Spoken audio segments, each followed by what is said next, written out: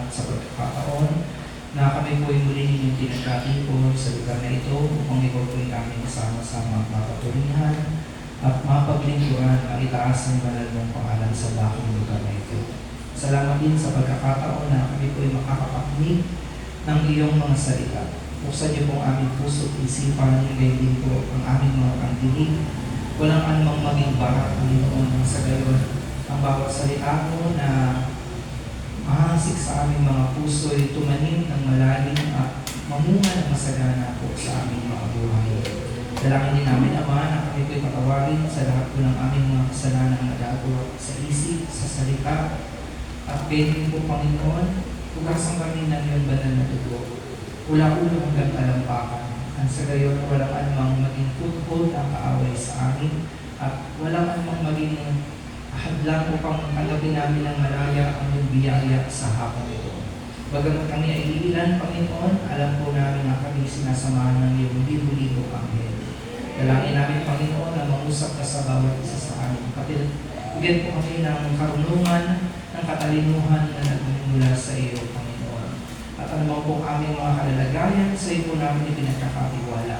Ano po aming mga panlulubaybay ay palitan ng kasiglahan na nagmumula sa iyo. Ano po hindi ng karamdaman ng aming mga katawang lupa ay palitan niyo po, Panginoon, ng kagalingan at iba yung lakas na nagmumula sa iyo. Sa iyo po ang lahat ng kapurihan at salamat. Sa pangalan ni Jesus, sa ngalan ng Ama, ng Anak, at ng Espiritu Santo. Amen. Alakan po natin ang ating Diyos sa buhay. Praise the Lord. Kayo po yung dalang Biblia. Kayo po yung ating inaniyangan na ito po yung buksan sa Ebanghelyo po ng ating Panginoon ayon kay San Lucas, Kabanatang 5, talatang 1 hanggang 11. Let's take a reading to the Gospel according to Luke chapter 5, verse 1 to 11. Minsan habang nakatayo si Jesus sa tabi ng lawa ng Genesaret, nagsiksikan ang napakaraming tao sa paglapit sa kanya upang makinig ng salita ng Diyos. May nakita siyang dalawang bangka sa baybayin. Nililinisan ng mga mangingisda ang kanilang mga lambat at wala sila sa kanilang mga bangka. Sumakay siya sa isa sa mga ito na pag-aari ni Simon. Hiniling niya rito na ilayo ng kaunti ang bangka mula sa baybayin. Naupo siya sa bangka at nangaral sa mga tao. Pagkatapos niyang mangaral, sinabi niya kay Simon, "Pumalakot kayo, ihulog ang mga lambat upang manghuli." Sumugot si Simon, "Guro, magdamag po kaming nagpagod, ngunit wala kaming nahuli. Ngunit dahil sa sinabi niyo, ihuhulog ko ang mga lambat."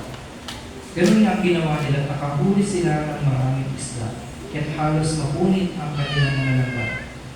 Kinawayan nila ang kanilang mga kasamahang nasa kabilang bangka upang magpatulong. Lumapit naman ang mga ito at napuno nila ang dalawang bangka. Ano pat halos lumubog ang mga ito. Nang makita yun ni Simon Pedro, siya lumuhod sa harap ni Jesus at sinabi, "Lumayo kayo sa akin, Panginoon, sapagkat ako'y isang makasalanan."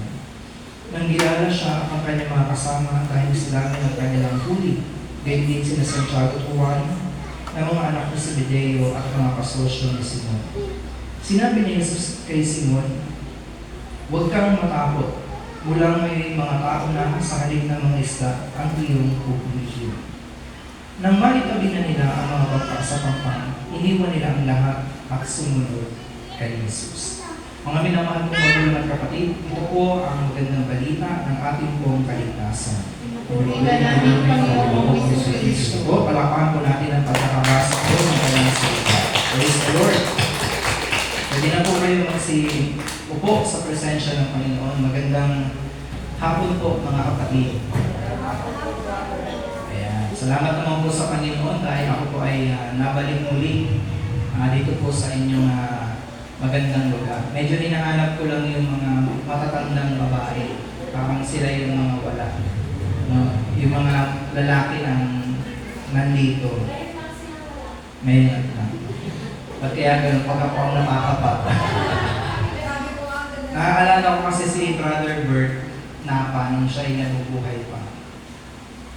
Ano siya, pag siyang dumarating sa isang gawain, kasi doon po sa lugar namin, medyo konti lang ang umaaten. Pero napapansin ko, every time na siyang na-assign, madami. Ako naman ang na-assign. Ewan ko ba? Anyway, kung babalikan po natin mga kapatid yung hindi nung nakaraang gospel, kundi yung nakaraan pa tungkol po sa pagbasa ng Panginoon ng kasulatan, yung nilulun niya ang kasulatan. No? Hindi po ito literal na nilulun mga kapatid.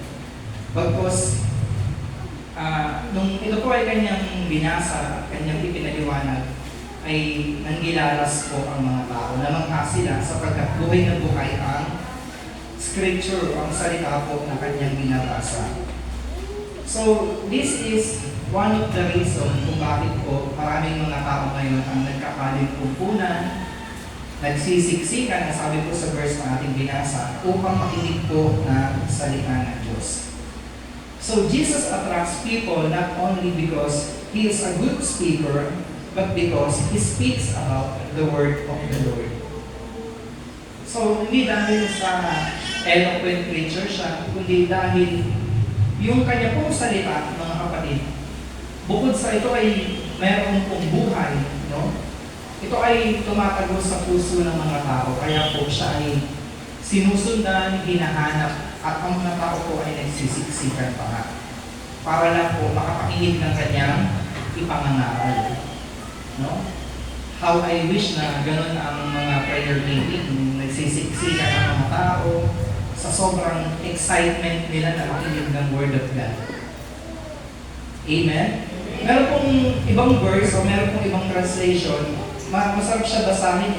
Ang sabi po doon, siya'y pinagkakalimpunan, pero meron pang mas malalim na translation. Ang sabi po doon, natuunahan ang mga tao upang makapakinig ng salita ng Diyos. Isipin niyo yun? Sa ibang salin, nagsisiksikan. Sa ibang salin naman, ay nag-uunahan ang mga tao upang makapakinig ng salita ng Diyos. Medyo matagal-tagal na rin ako nangangaral, pero parang hindi ko pa na-experience yung mag-unahan yung mga tao dahil gusto nilang makapakinig ng Word of God. Siguro, mag-unahang umuwi. Amen? So, bakit gano'n na lamang po yung thirst, yung kauhawan po ng mga tao? Kasi, hindi po ito nagagawa ng mga Pharisees, hindi po ito nagagawa ng mga iskriba, ng mga tagapagturo ng kautusan, ng mga religious priests. Marunong silang mag-pray, marunong silang mag-ulit ng sinasabi ng scripture, ano tawag nito? Recite pala. Marunong silang mag-recite ng scripture, pero hindi ito nararamdaman ng mga taong nakikinig. Pero ang Panginoon, kapag siya po ang nagpapaliwanag ng isang city sa scripture, like yung book of Isaiah, talagang nararamdaman po ito ng mga tao. Amen? Kung iisipin niyo po, yung kanila pong sin, yung kanila pong kalalagayan, nasa tabing dagat, nasa tabing lawa. Maingay yung ragasa, yung hampas ng alon, amoy hipon sa paligid, amoy isda, amoy lambat. Ano pa ba? Yung mga katabi nilang mga maing isda ay mga amoy din. Pero nagsisiksikan ang mga tao dahil sa kagustuhan po nila na makapakinig ng salita ng Diyos. Tayo naman sa panahon natin ngayon, sobrang komportable ng ating pong sitwasyon. May electric fan, komportable ang upuan, maluwag, may microphone, may speaker pa. Sobrang komportable na tutulog na yung mga tao. Di ba mo? Lalo na kapag ang preacher niya pa ay medyo malumanay magsalita, kagaya ko. Minsan ginagaya ko rin yung style ni Brother Jojo na sumisigaw. Kaso napapakos ako eh. Sabi ko, wag na, di bagay sa akin. Doon na lang ako sa yung modulated. Doon lang. Pero isipin nyo, makakapakinig yung mga tao. Hindi pa binibilang yung mga bata, yung mga kababaihan, mga kapatid. Pero mapapansin po natin na yung mga tao ay mayroong pananabik upang makinig po ng salita ng Diyos. Kailangan po kasi natin i-review yun kasi kung minsan, sa sobra po natin pag-iisip ng mga extravagant na idea, minsan pag-a-attend ka sa mga church, sobrang komportable, may aircon, di ba? Tapos may pag-worship na nila, may mga usok-usok pa, may mga magagandang ilaw, ang mamahal ng mga sounds nila. Pero yung mga tao parang dragging na parang uma-attend na lang ng concert, parang ganun na yung dating mga kapatid. Kaya minsan pagbabalik tayo sa basic, lalo na yung pagbabahay-bahay, yung pag-NPG, yung mga simpleng pag-iipon-ipon ng tao sa mga garahe, sa mga tabing kalsada. Makikita mo na ang pinakamahalagang bagay, hindi yung lugar, hindi yung gamit. Although maganda, importante rin yun, pero ang pinaka-highlight talaga dapat is yung Word of God. Na dapat yun ang hanapin ng mga taong pumupunta. Amen? Kasi minsan nakakarinig ka sa mga tao na doon tayo umaten kasi may libreng bigas.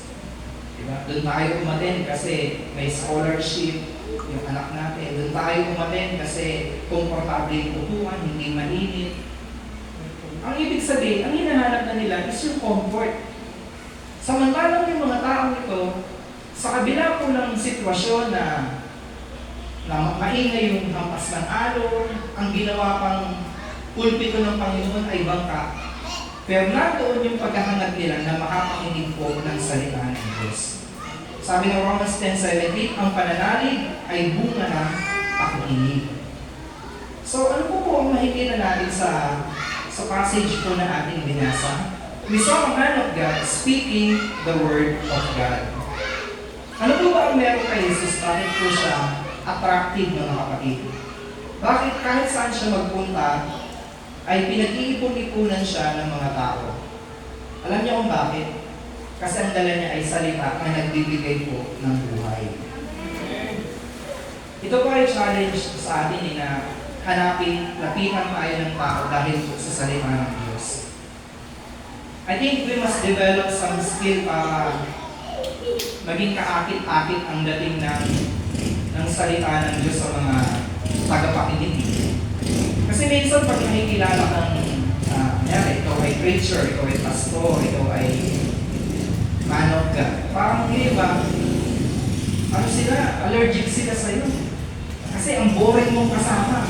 Hindi dapat ganun Kasi kahit kailan hindi naman naging boring ang Word of God. Minsan, doon sa nagdadala. Pero yung Word of God mismo, hindi siya boring, mga kapatid. Kaya we must develop some skills, mga kapatid, para yung salita ng Diyos ay magustuhan ng mga taong tagapakinig. Hindi mo siya kailangan i-oversaturate na kailangan pag nag-share ka, yung may mga halong jokes. Nakukompromise naman kapag ganun. Akala ko kasi dati, pag mag-preach ka, kailangan lalagyan mo ng kwento, lalagyan mo ng mga jokes, diba? Lalagyan mo ng mga kung ano-anong mga kalabo to entertain people para lang hindi sila makatulog. Pero alam niyo mo, pag preach mo ng maayos yung Word of God, hindi mo kailangan ng mga bagay na yun. Pwede siguro yun sa mga beginners, pero alam niyo mo, the Word itself, ito mismo yung magmamanifest sa puso ng mga tao. Kahit mga tingin mo parang boring yung verse na yung binasa Like for example, merong CP sa Bible na merong umaten, meron siyang akay na baguhan lang. Tapos yung mensahero, ang pinili niya pang scripture na babasahin ay I think nasa nasa Genesis yun na binabasa niya isa-isa yung pangalan tapos binabanggit niya kung ano yung mga taon. Halimbawa, example lang, si Joab ay anak ni ganito, ipinanganak siyang ganyan, at namatay siya sa edad na ganito. Meron ganun Ang haba nun, listahan siya ng mga edad. Genesis yata yung hindi ako nagkakamali. Basta ang lalagay nung kanyari, Si Noah ay pinanganak, namatay siya 950 something. Si Seth naman ay anak ni Noah, namatay siya ganitong edad. Tapos bla bla bla, namatay siya sa ganong edad. Sabi nung nag-akay, pambihira naman, no? Ang dami namang ibang magagandang verse na pwedeng basahin, pag-aralan. Bakit yung pa? Nakakaboring tuloy. Baka yung inakay ko hindi na bumalik. Pero alam niyo, sabi ng kanyang inakay, nagkaroon siya ng reflection. Sabi niya dun sa nag-akay sa kanya, isipin mo yun, no? Yung mga taong yun, 1,000 taon na buhay, 1,000 plus, 900. Pero bandang huli, namatay din. Ako pa kaya? Na-realize niya na kahit anong haba ng buhay ng tao, mamamatay din siya. Kaya hindi talaga pwedeng maging boring ang Word of God eh. Minsan, nandoon po sa nagdadala ang mga kapatid. Amen po? Kaya matuto rin po tayo na i-criticize yung ating sarili. Bakit minsan parang hindi yata ako effective mag-akay? No? Hindi dahil boring yung salita ng Diyos, kundi baka boring kang kasama.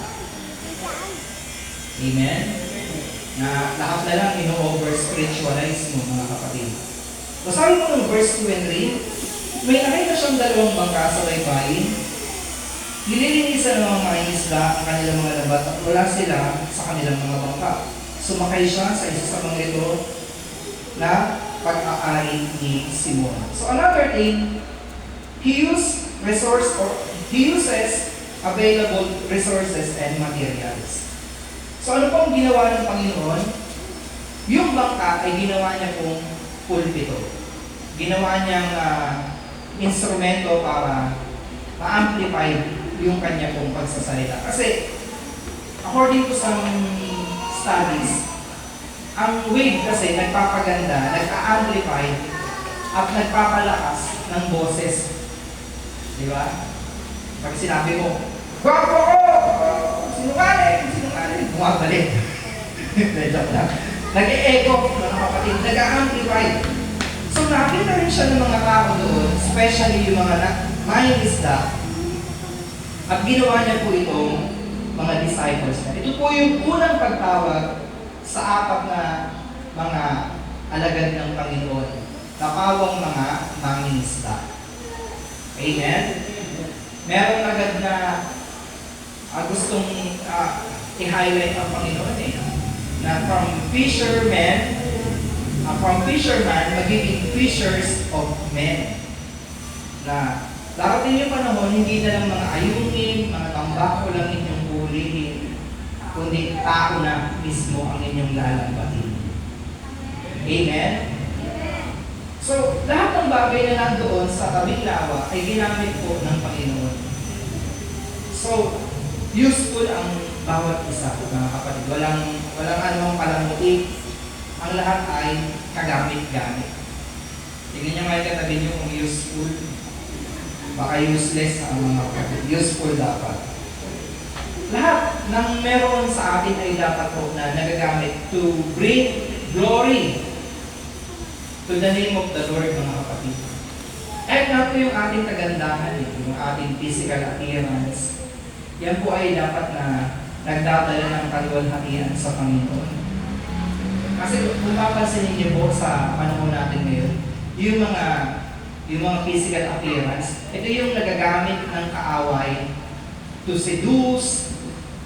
Ito yung nagagamit ng kaaway para mag-build ng sexual lust na hindi dapat kasi ano yan creation niya ng Diyos Di ba po?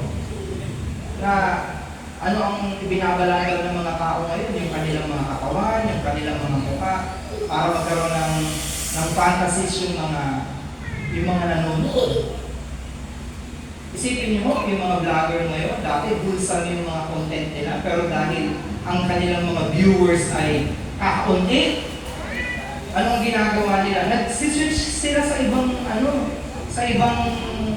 tema. Ginagawa nilang bastos, ginagawa nilang mahalay yung kanilang mga content. Kasi doon sila nakakagain ng followers. Pero hindi yun dapat, mga kapatid. Especially, Christian ka. Amen po. Sabi nga ng isang pare eh, oh, gwapo pala ng anak mo. Ipasok mo sa seminaryo. Sabi naman ng nanay, Father, huwag naman yan. Sayang naman ang itsura. Gwapo yan. Bakit? Pagdating ba kay Lord, kailangan yung itsura parang tira-tira? Di ba ho? Pag para kay Lord, dapat we bring out the best. Amen? Huwag po natin ipagdamot para sa Panginoon. Kasi, alam niyo, ang dami nating mga giftedness, pero yung ibang tao sa iba nila ginagamit. Mayroong mga magagaling magsalita, pero ginagamit nila sa pambubulong, sa panlilinlang. Di ba? Mayroon namang iba na ang gagaling nilang kumanta, pero saan nila ginagamit? Sa pagkanta to entertain other people na babayaran sila ng malaking halaga habang umipending-pending sila. Di ba ho, mga kapatid? Naalala ko tuloy isang preacher na babae na nagpatotoo sa amin. Ano siya, kwento siya sa Mariata. Kakababayan ni Brother Greg. Sa lahat ng choir, siya yung pinakasintunado. Kaya pagkakanta, hindi siya binibigyan ng mic. Oo, narinig niyo na yun. Hindi siya binibigyan ng mic. Kasi nga, nakakasira siya ng tawag nito, ng melody, ng blending, nakakasira siya ng blending. Pero paglipas ng panahon, yung mga magagaling na choir ay nawala. Yung iba umalis, yung iba nagtrabaho na, hanggang sa siya na lang ang natira. Yung hindi masyadong magaling kumanta. Pero alam niyo mo, mga kapatid, nagamit siya ng Panginoon eh. Hindi lang kasi siya nanatiling choir eh. Dumating yung panahon, may panawagan pala siya na maghayag ng salita ng Diyos. Amen? So, gamitin po natin ang mga bagay na yun para sa kabanalan. Gamitin po natin ang ating buhay para maparangalan po ang banal na pangalan ni Yahweh El Shaddai. Amen? So, another thing, sabi ko ng verse 4, pagkatapos ng mangaral, sinabi niya kay Simon, pumalaot kayo, ihulog ang mga lambat upang manghuli. So, after the preaching, Jesus demands the implementation of His teaching. Maaaring ang pinapangaral ng Panginoon dito is about obedience. No? Pagsunod, o kaya submission, o kaya humility. Hindi natin alam eh, pero meron siyang kinalaman sa kung ano yung kanyang ipinapangaral. Kung bakit siya nag-demand na ihulog niyo ang mga lambat doon sa laot. Amen? Alam niyo, hindi madali kasing sumunod dahil ikaw ay professional na mangingisda. Tapos ang magputo sa iyo ay isang karpintero. Di ba? Anong kinalaman ng lagari, ng martilyo sa lambat? Parang ang layo, di ba ho? Parang sabihin mo, cook ako eh. Tapos tuturuan ako ng isang janitor. Parang ang layo, ang labo. Pero, dahil nakapakinig, ito pong si Pedro, sabi niya, magdamag po kami nagpagod, nagpuyat, wala kaming nahuli, pero dahil sinabi ninyo, ihuhulog ko ang lambat. Amen, mga kapatid? Sabi mo ng verse 5, sumagot si Simon, Guro, magdamag po kami nagpagod, ngunit wala kaming nahuli, ngunit dahil sinabi niyo, ihuhulog ko ang lambat. So sabi ni Peter, hindi dahil sa meron siyang logical reason eh, kasi nung time na yun, ang isda, wala na. Kasi paggabi sila dapat nakakahuli, di ba? Ang mga mangingisda, gabi o madaling araw pumapalaot. Pero kapag ganun pumutok na yung liwanag, mahirap nang humuli. Pero tatandaan po natin na kapag ang Diyos po ang nag-utos, siya din ang magpo-provide. Amen. Kapag tinawag ka niya sa paglilingkod, yung lahat ng pangangailangan mo, pagdating sa pag-minister, siya rin po ang magpo-provide lahat niya. Tingnan niyo si Abraham, nung sinabi ng Diyos na i-offer mo sa akin yung anak mo, si Isaac. Mahirap yun kasi Sabi ng Diyos, yung pinakamamahal mo, kasi may isa pa siyang anak si Ishmael. Pero ang pinuputo ng Diyos, yung pinakamahal mo. Kung ang hiningi sana si Sarah, madali-dali kasi matanda na eh. Diba? Pwede niyang ibigay para makakasawa siya ulit ng bago. So 4 days na naglakad ang mag-ama, kasama yung dalawang katulong. Pagdating po doon sa paanan ng bundok ng Mount Sinai, no? Sinai ba? Sinai nga. Basta sa bundok. Pagdating po sa paanan ng bundok, pinaiwan yung dalawang alipin, dalawang tauhan. Kasi, baka mamaya, pag i-offer niya na si Isaac, hihilan siya. Kasi syempre, lagot sila sa boss nila na babae, na uwi sila, wala na si Isaac, patay na. Sabi ni Abraham, magkaiwan na kayong dalawa dito, kami na lang ng anak ko ang aakyat sa taas. Nung time na yun, si Isaac ay 15 years old na. May isip na, may muwang na. Sabi ni Isaac, Ama, nasaan po ang igagapong? Kasi pasan niya yung panggapong eh. Asan yung igagapong? Dalawa lang naman tayo dito. Kasi, alam naman ni Isaac na pag sinabing sacrifice, ang ibig sabihin nun, burnt offering, merong papatayin. Dalawa lang sila eh. Alam niyo po ang sabi ni Abraham, Diyos ang magkakaloob. Pero habang sinasabi niya yun, kinanali niya na yung anak niya. Ginagapos niya na. At nung kanya po ito'y sasaksakin na sa leeg, ay inawat siya ng anghel.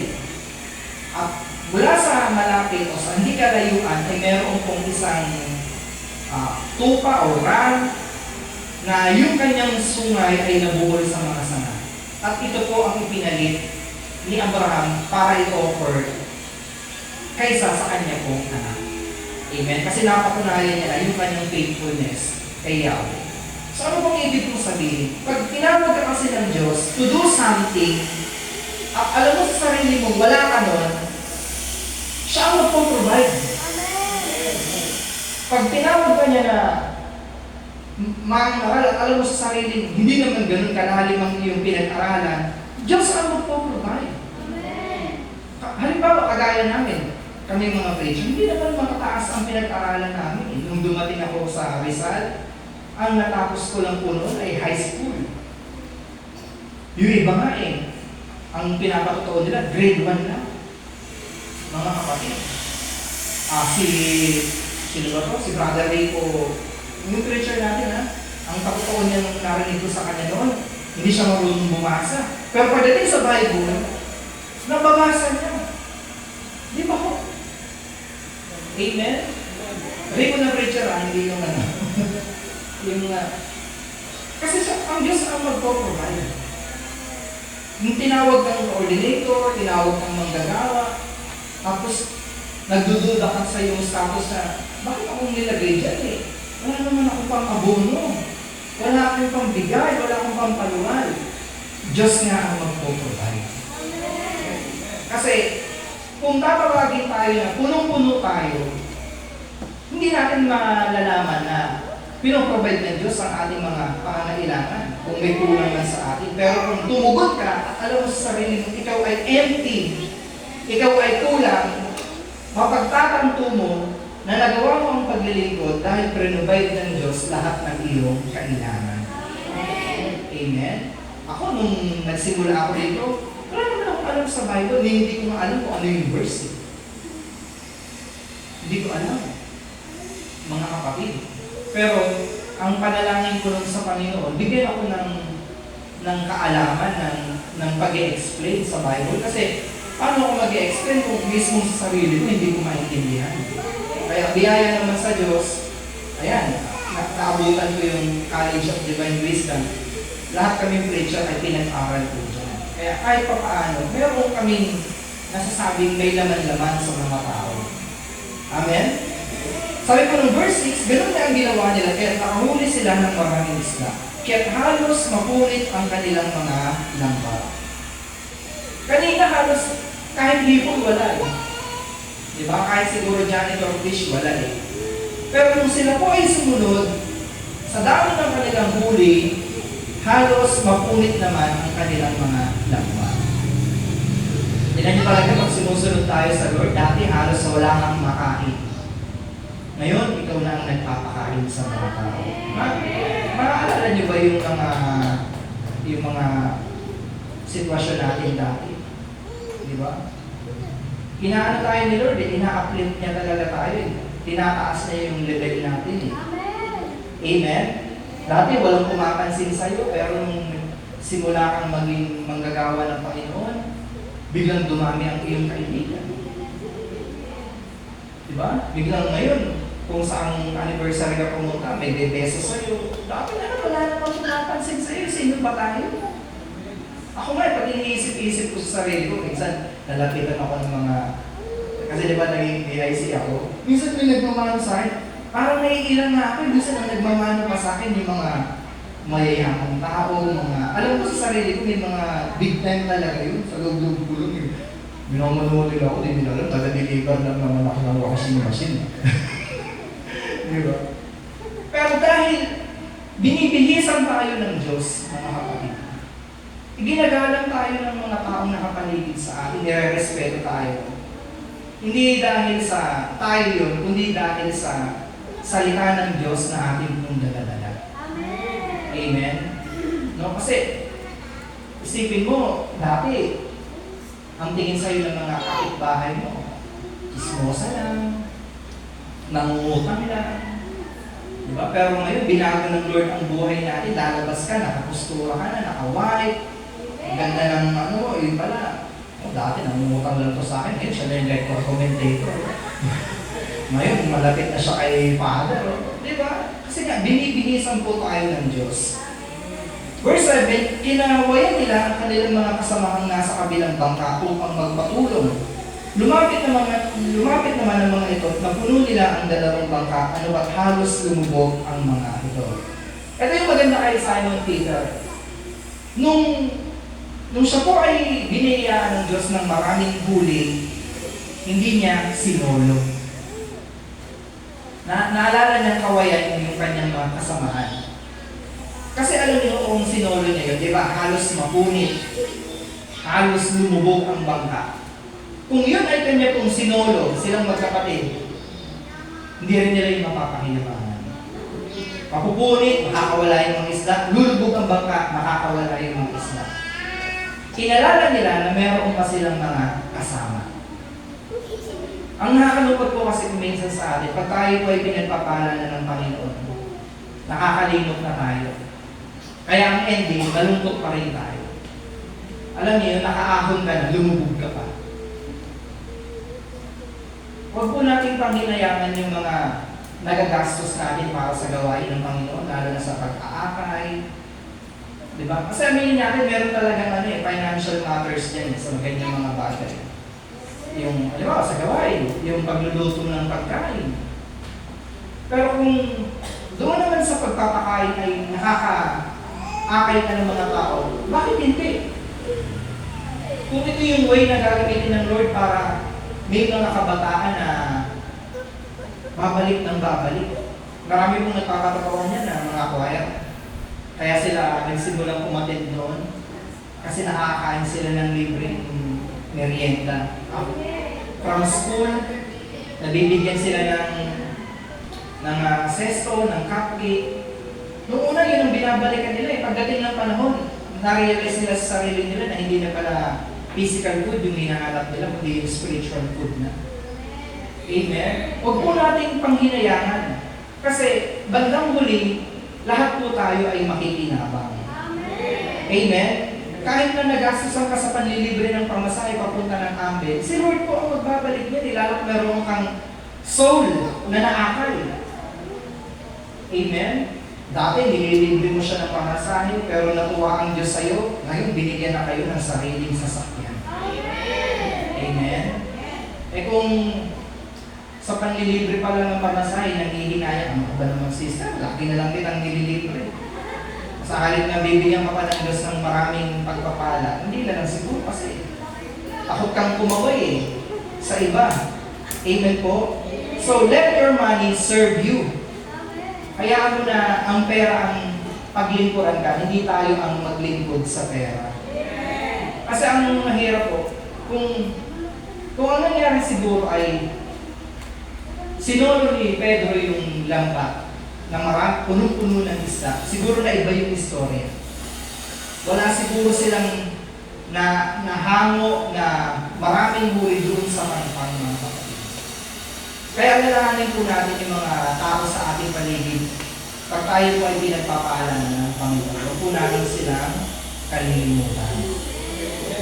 Verse 8, nang makita iyon ni Simon Pedro, nasabi niya, lumayo kayo sa akin, Panginoon, sapagkat ako ay isang makasalanan. So Peter realized that he do not deserve anything. Tingnan niyo sa kabila po ng kanyang doubt, siguro nag-alinlangan din siya na, bahala kayo, nanghuli na kami kanina, wala kaming nahuli, lalo na ngayon mataas na yung sikat ng araw. Pero dahil sinabi niyo, sige, still gumawa pa rin ng himala ang Diyos Alam niyo, kahit magduda tayo, hindi natin mababago ang isip ng Diyos kapag gusto niyang paghimalaan ang ating buhay. Now, sabi ni Peter, sino ba ako para paghimalaan ng Panginoon? Hindi ako karapat-dapat sa mga biyaya na yan. Lumayo kayo sa akin sapagkat ako ay isang makasalanan. He realized that he don't deserve anything. Ang maganda kay Pedro, nung siya po ay pinagpala, na-realize niya, hindi siya deserve sa anumang bagay na yun. Kasi tayo minsan, pag pinagpapala tayo, ang naiisip agad natin, dapat lang kasi deserving naman ako Diba? Mabait naman akong tao, mabuti naman akong tao, di naman ako malakas kuminom kumpara sa kumpare ko. Dapat lang, pero alam niyo, kung tayo po ay nakakaranas ng mga pagpapala, dapat po natin maalala na hindi naman talaga tayo karapat-dapat sa mga bagay niyo. Talagang grasya lang ng Diyos na yun ay ibinigay sa atin. Kasi hindi naman po tayo nagpapalo sa Diyos kapag nakakaranas tayo ng mga bagok sa buhay. Na, kunyari, sinasabi ba natin pag nagkakasakit tayo na, Lord, ang dami-dami namang pwedeng magkasakit dyan Bakit ako ka? Diba? Pero pag nalakas tayo, di naman tayo nagtatanong ng gano'n. Pag sinasagot yung panalangin natin, hindi naman tayo nagtatanong kay Lord na, Lord, ang bilis din mong sagutin ng panalangin ito. Diba? Kapag wala tayong problema sa pamilya, sa asawa, hindi naman natin tinatanong si Lord na, Lord, bakit naman ang bait mo sa akin, ang binigay mo sa akin asawa ay ba't di na lang yung kapitbahay ko ang binigyan naman doon? Kasi, feeling natin, deserving tayo. Kaya hindi tuloy tayo nagiging thankful sa Diyos. Pag ang iniisip natin, dapat lang kasi dapat naman talaga ako Pero kung magkakaroon po tayo ng mentality na kagaya kay Peter na we don't deserve anything, matututo tayong isipin na lahat ng bagay na yon ay galing sa Diyos. Amen?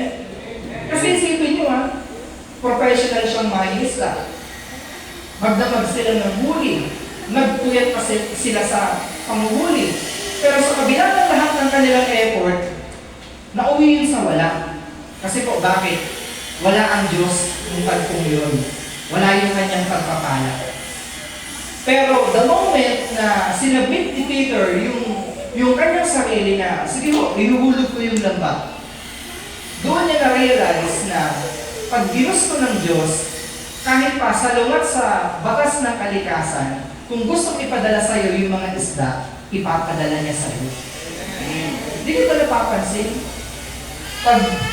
Pero sharing ko lang Dati, nag-iika po ako. Hanggang ngayon naman, nag-iika po pa rin ako. May dumating lang ako sa point na tumigil ako. Parang nasa isip ko kasi noon, hindi nag-iika po ako. Tapos, minsan hindi ko kasi hindi ko natutuloy-tuloy. Nung natigil, matuluyan ng tigil. Matuluyan. Alam niyo, napansin ko parang kasi nagkaroon ako ng ng parang hindi magandang pag-iisip na, naku, ba't ba ako bigay ng bigay dito? Nakikita ko naman, yung iba nagpapasasalan sa mga hayop, tapos ako, dalawa, isa, ba't ako magbibigay? Parang ganun, parang sumasama yung loob ko. Hindi, sabi ko, pinapayaman ko lang yata ako mga to, ano ganun. Tapos, hindi naman lang pansinin. Basta parang umiiba yung timplada ko sa mga nasa taas, parang gano'n. Ngayon, ininigil ko na yung pag-iika ko. Bumigat yung yung buhay ko. Bumigat. Naiisip ko, sabi ko, bakit gano'n? Laging may nai-inventong pagkakagastusan. Kunyari, yun na nga lang yung, ito na nga lang yung pera ko, bigla kang masisira yung motor. Diba? Siyempre, papaayos mo yun, kailangan mo sa kayo. Biglang magkakasakit yung anak ko, hindi kagastusan mo na naman. Tapos biglang magtataas yung upa sa bahay, biglang mapuputulan ka ng kuryente. Ang daming nai-inventong pagkakagastusan. Bakit ganun? Kung kailan ito na nga lang yung hayo mo, parang ginigipit ka pa lalo. Iniisip ko yun. Tapos yung asawa ko rin, dati may mga client siya abroad, nawala. Kasi tumigil niya kami sa pag-iika ko nawala. Kasi parang feeling namin, ang covenant kasi ng asawa ko, siya mag-e-eldo sa mga manulugto. Tinigil niya na rin kasi ang feeling namin, parang sinasamantala na lang yung pakakil itong mga to. Ang feeling namin, hindi namin deserve na ginaganon kami, at tinigil namin. Alam niyo, tumigil din yung pagdaloy ng blessing sa buhay namin. Bumigat, nagkakasakit yung mga anak ko.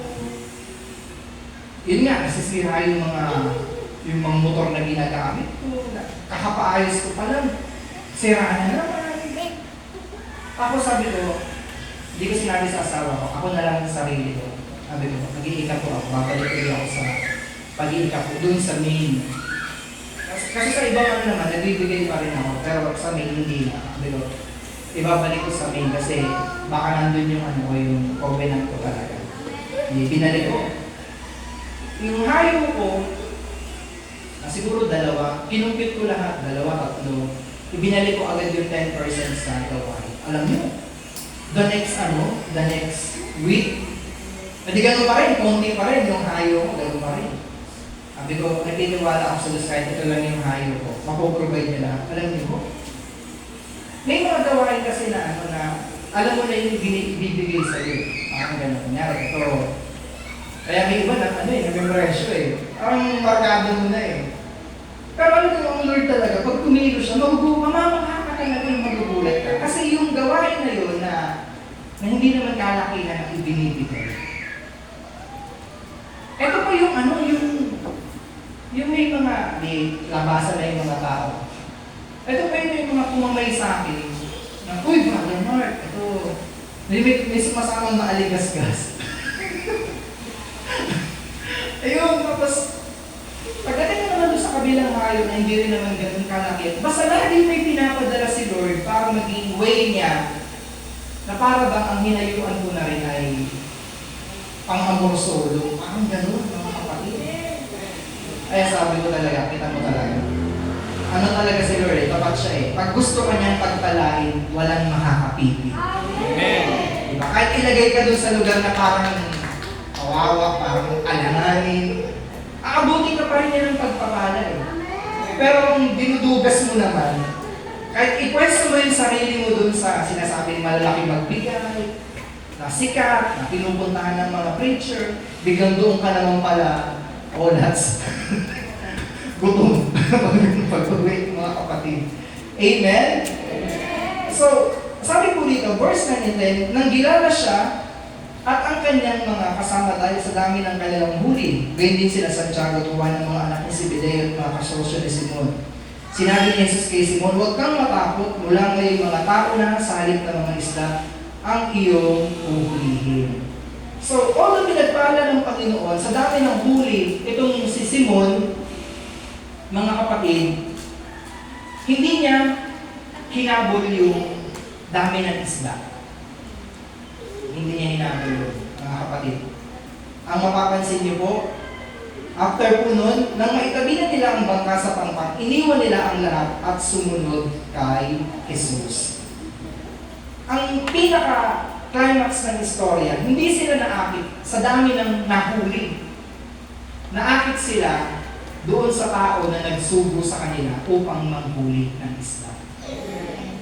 Ang hinanap nila, hindi yung kayamanan, kundi yung Diyos na nagbibigay ng kayamanan. Amen? Kasi kapag yung isda ang kanilang nakabuli, halimbawa, dami na natin huli, ang dami namin pangdaing, tataas yung market natin, lalaki yung ating puhunan. Hindi ganun ang point ng Lord, kaya ako pinagpapala. Inyari, pinadami yung huli ni Pedro. Ang sabi ng Panginoon, hindi porket marami ang isda mo, mananatili kang may isda. Ang ibig ko sabihin, hindi na ng isda huhulihin mo. Tao na. Kaya pinagpapala ka ng Panginoon, hindi para manatiling negosyante lang. Kundi para yung negosyo mo ay maging way, para maging pagpapala ka sa community or sa gawain na iyong kinabibilangan. Kasi minsan ang nakakalungkot, nung wala pang trabaho, nung wala pang tindahan, nung wala pang hanap buhay, laging nandito. Nung tinugunan ng Diyos ang kanilang mga panalangin, hindi na maiwan yung tindahan. Hindi na maiwan, hindi na makaalis sa pila ng tricycle kasi sayang yung pasahero, sayang yung biyahe. Di ba ho? Ito natutunan ko eh. Di ba ang negosyo namin, paupahan ng washing machine? Minsan, lumarating talaga sa point na aagaw ko sa pag-serve pag Sabado kasi pag Sabado, nasa Angel kami dapat. Sabado naman yung malakas ang upa. Sabado tsaka Linggo. Di minsan, parang nangihinayang ako sa upa kasi ang ninakalabas namin yan, nasa 50 ang piraso, kung 100 ang isa, 5,000 yun, mga kapatid. Minsan nangihinayang ako. Hindi ako nakaka-attend ng Amway kasi pagod na ako maghapon kaka-deliver Kasi nagsisimula ako niyan, 7, minsan natatapos na ako alas 2. Pagdating ng hapon, may pang-uupa pa ng washing machine. Minsan po, nag-deliver ako. Hati kasi kami ng tatay ko naka-benting hatid, mga 2,000 sa akin. Pumunta po ako ng Amway. Pagdating ko doon, may sister na namasko sa mga preacher. Tag 2,000 din. Sabi ko, ang bihira.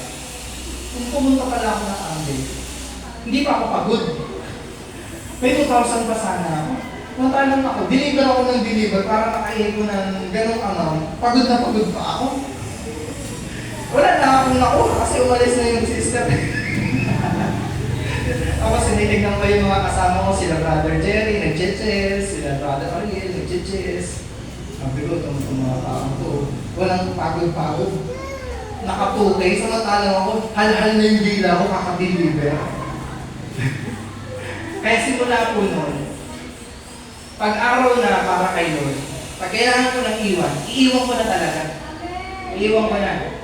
At sinasabi ko sa mga upa, bukas na lang kayo umupa. Minsan sinasabi ko, hindi sa iba na lang, hindi sa iba kayo umupa. Ganun pa rin naman, sa atin pa rin naman umuupa mga kapatid. Kasi po, kung doon pa lang, sinusuka tayo ng Diyos, hindi na tayo faithful, how much more sa ibang bagay. Diba? Kung yung tindahan, hindi mo maisama, kahit ilang oras para sa gawain, paano pa sa ibang bagay?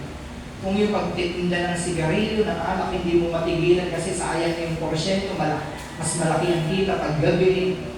Diba? Tumataas ang presyo niyan paggabi sa ibang tindahan, diba? Paano pa kaya sa ibang bagay, mga kapatid? Si Pedro, nung nakita niya marami silang huling isda, iniwan nila yung kanilang hanap buhay at sumunod sa Panginoon. Bakit po? Mas mahalaga ang kaluluwa ng tao kaysa sa mga isda. Ibig sabihin, magkaroon po tayo ng habag, ng passion sa mga taong ating pong maaabot. yung lambat na tinutukoy dito, hindi lang naman siya literal na lambat eh, kundi yung salita ng Diyos. Kailangan mo kasing sumuong sa sa lakot. Kasi kaya sila hindi makapanghuli. Bukod sa wala na sila sa bangka, nakaligpit na rin yung lambat. Kailangan mo talaga mag-sacrifice eh. Pwede naman sabihin ni Pedro na bihira naman, nakaayos niya yung lambat, hagis na naman. Ganun talaga eh, sa pagbuhuli ng mga kaluluwa, mga kapatid. May sacrifice talaga. Kailangan mong sumuong sa lakot, kailangan mong mabasa, kailangan mong ihagis yung lambat sa malalim na parte. Kasi nandoon yung mga kaluluwa. Amen? Alam niyo ho, nung napalitan na ako ng DIC dito, after ko nun, hindi na ako DIC. Hindi na ako DIC. Napunta ako ng District 5. Pero nag-NPG pa rin ako. Kaso nga lang, medyo malayo. Kaya hindi ako masyado talaga nakakapag-NPG. Meron akong naiwan doon na dalawang NPG. Nainiwan ko na rin pinag-progress sa akin. Kasi nga, nilagay uli ako sa District 1, ginawa akong DIC. Ito naman yung naging challenge sa akin sa District 1. Siyempre, alam niyo naman, ang binigay sa akin na calling ni Lord ay magbukas talaga ng gawain. Alam niyo, nahirapan ako. Unang bungad ko pa lang, negative agad. Lahat ng kausapin ko na manggagawa, negative lagi yung sinasabi sa akin. Tapos, katapos na yung gawain, kasi nilagay ako November. Kasi naalala ko nun, dito sa Antipolo, nung nilagay ako, after next month, may nabuksan agad eh. Dito, nakakatatlong ba na, wala pa rin. Parang sabi ko, bakit ganun? Parang, hindi pa na ba ako ni Lord? Nagdududa na ako sa sarili ko, bakit ganun? Parang nahirapan na yata ako. Lahat ng kausapin ko, pagdating ng oras na mag-i-engage na, may iba ng dahilan eh. May masakit na ang ulo, yung isa naman nasa ospital, yung isa naman namatay. Basta lagi mo kung ano-anong dahilan. May graduation, may December, may graduation. Kung ano-ano. Tapos, sabi sige, basta January na lang. Pero sa loob-loob ko, parang ginakabahan na ako. Kasi, ba't ganun parang mahihirapan ako? Hindi kagaya nung nasa Upper Antipolo ako. Ang daling kausapin yung mga manggagawa na pag sinabi kong samahan ako, sinasamahan ako. Doon hindi eh. Pag-chat ko, sin lang ako. Sin lang ako. Tapos, pagkaharap ko naman, umuoo. Pagdating ng oras, wala na naman. Parang gano'n, parang medyo nasisiraan ako ng loob. Kapatid. Sabi ko lang, sarili ko. Sige. Kung ayaw nyo, ako na lang. Kasi kaya lang naman ako nagpapasama. Hindi naman kasi kilala yung mga taong pupuntahan sa lugar na. Kahit taga D1 ako, hindi ko naman lahat kakilala. Siyempre, mamaya magpahibahay ako tapos may dala-dala akong gitara, isipin nakangahuli ako. Hindi ko, December pa naman nun, baka mamaya sabihin, pakawan. Nung ginawa ko na lang,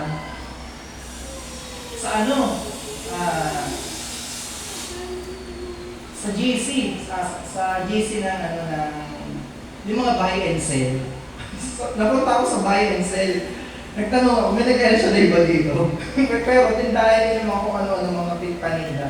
Ayun, may isang sumagot. Sabi, ako po, brother. Ayun, nakakuha ako ng isang contact person. Nagtitinda siya sa Changi. Pwede ba tayong sakto, umaatin siya sa Ambel, pero hindi siya umaatin sa mga maliliit na gawain. Ano lang talaga siya, ang Ambel lang talaga siya. Sabi ko, ako, tamang-tama. Tapos yung lugar niya pa, wala talagang gawain sa lugar na yun. Kinontak ko. Sabi ko, sige po, sister, January, magkano po tayo, mag-NPG po tayo sa inyo. Yung mga manggagawang pinakausap ko dati, parang wala silang response, wala silang believe, di ba? Ayun na, nung pagdating ng January, yung kausap ko na nagtitinda sa Changi, mga damit. Pagdating na nung araw, doon ginanap sa tahian. Tahian ng mga damit, ang nakinig sa akin, puro mga mananahi. Mga mananahi, ang dami. Tapos pinost ko ngayon dun sa GC ng mga hindi naniniwala. Tapos ngayon, no? Brother, mag-MPG na rin kami. Diba? Anong ibig ko sabihin, mga kapatid? Hindi ka kasi makakahuli kung mananatili ka lang doon sa kampang, sa comfort zone mo. Mababaw kasi yun eh. Kailangan mo talagang pumunta sa ibang direksyon para makahuli ng maraming kaluluwa. Kaya alam niyo, yung bagong bukas na yun na NPG, talagang ano sila, bukod doon sa contact person mo na nag-e-elshadai, yung lahat ng kanyang mananahi, talagang puro baguhan talaga.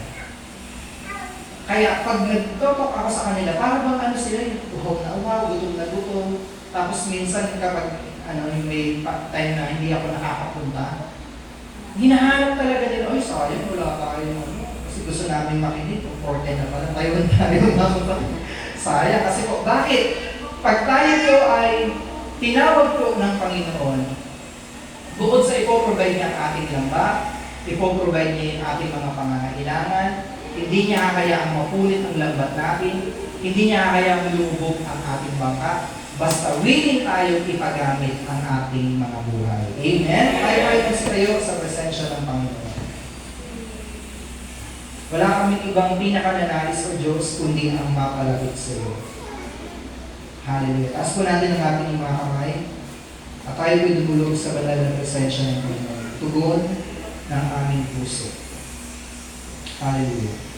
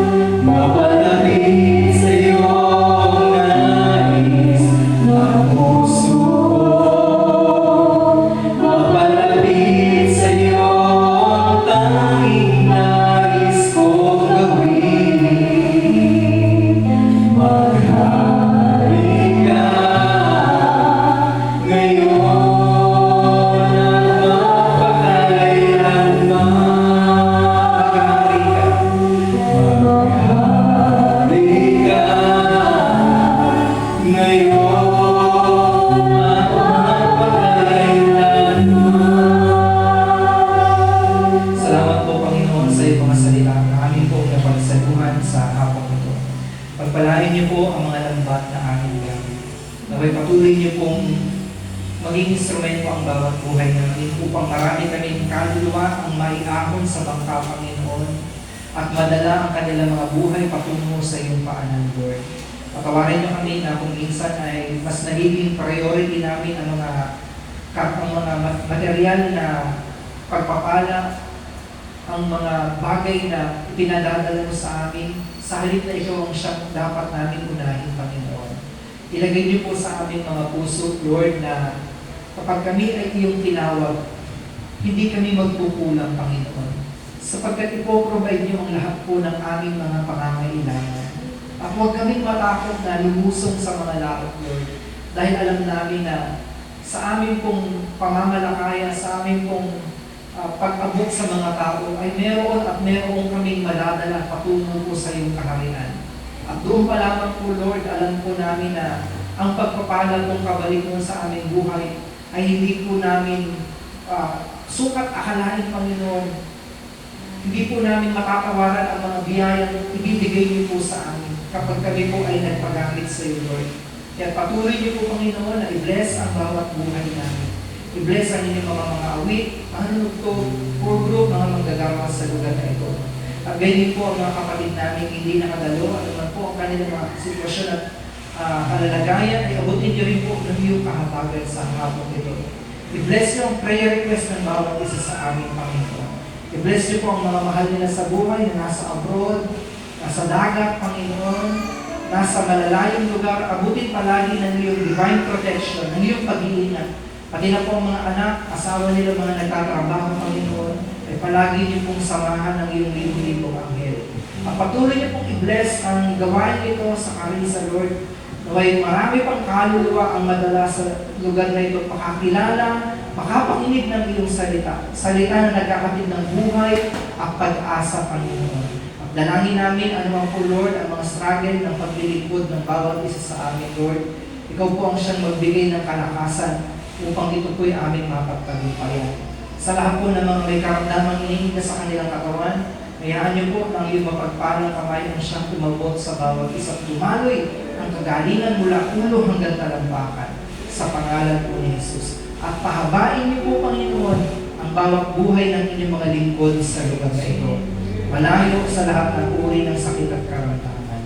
Dalangin ko rin, Panginoon, na marami rin mga kabataan ang maakay namin sa lugar na ito. Mga kabataan matitrain na umawit, maglingkod at magpatuloy ng gawain ito para sa iyo. Dalangin namin anumang pong makayang ipagkaloob ng inyong mga anak sa hapon ito. Ikaw na po, Panginoon, ang siyang bahalang magbalik ng siksik, liglig at umaapaw na biyaya sa kanilang buhay, sa kanilang pamilya, sa pangalan ni Jesus. Ito po ang aming samot dalangin sa ngalan ng Ama, ng Anak, ng Espiritu Santo. Amen. Pagpalain tayong lahat ni Yahweh El Shaddai. Amen. Give thanks.